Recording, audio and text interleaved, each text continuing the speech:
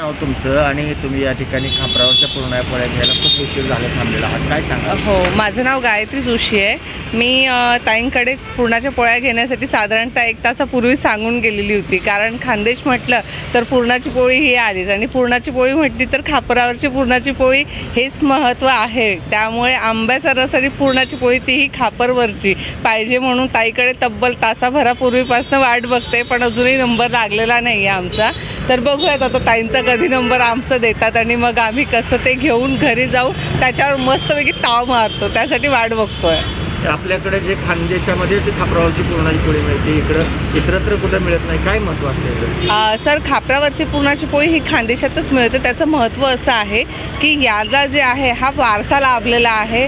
इथं जो वारसा लाभलेला आहे हा बहिणाबाईंचा वारसा लाभलेला आहे.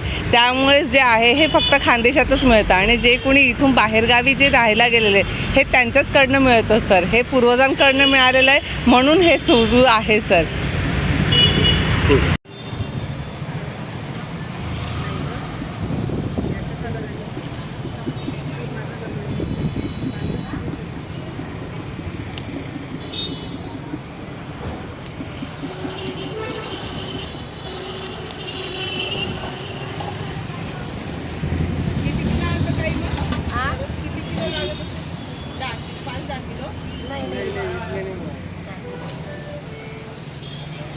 सकाळी उठावं लागेल असेल मग तुम्हाला?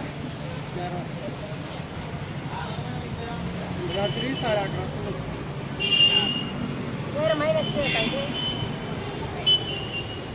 मदतीला असेल ना मग ताई कुणी?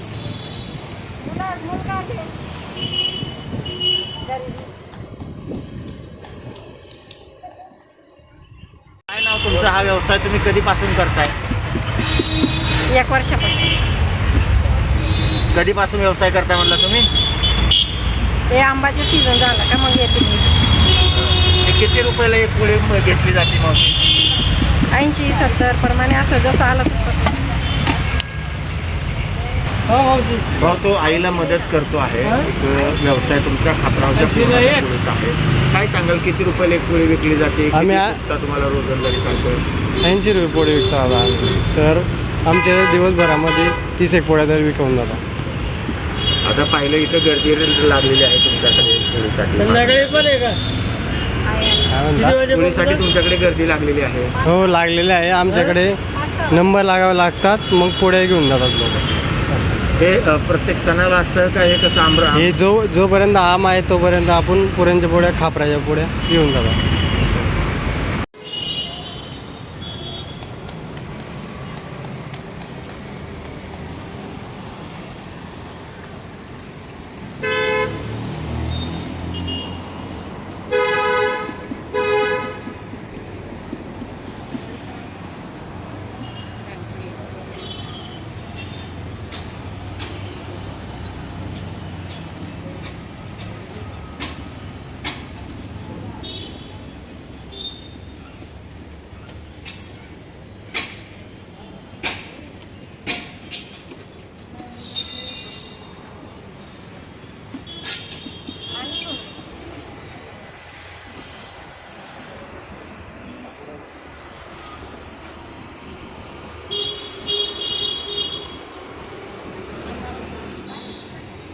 हे काय आहे भाऊ? हे